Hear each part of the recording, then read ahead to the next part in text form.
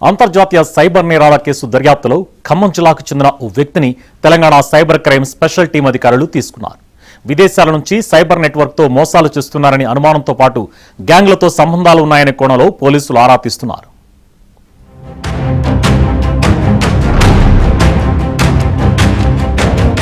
₹1000 కోట్ల సైబర్ మోసాల కేసుల్లో కీలక సూత్రధారిగా ఉన్న ఖమ్మం జిల్లా లెంగాలకు చెందిన వ్యక్తిని Hyderabad cyber crime special team పోలీసులు అదుపులోకి తీసుకున్నట్లు తెలుస్తోంది.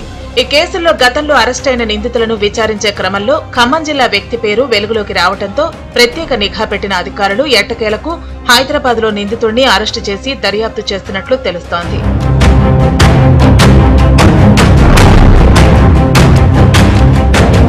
గతంలో వెలుగు చూసిన భారీ సైబర్ మోసం కేసుల్లో అరెస్టైన పలువురితో ఈ వ్యక్తికి సంబంధాలున్నాయని, ఆయనే ఈ గ్యాంగ్ కు లీడర్ అన్న కోణంలోనూ అధికారులు దర్యాప్తు సాగిస్తున్నట్లు తెలుస్తోంది.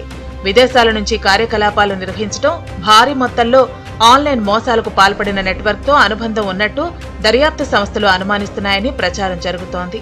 సైబర్ కేసుల నుంచి తప్పించుకునేందుకు అతను విదేశాల్లో తిరుగుతూ ఇటీవల హైదరాబాద్ కు చేరుకున్నాడన్న సమాచారంతో ప్రత్యేక పోలీసు బృందం అదుపులోకి తీసుకున్నట్లు సమాచారం.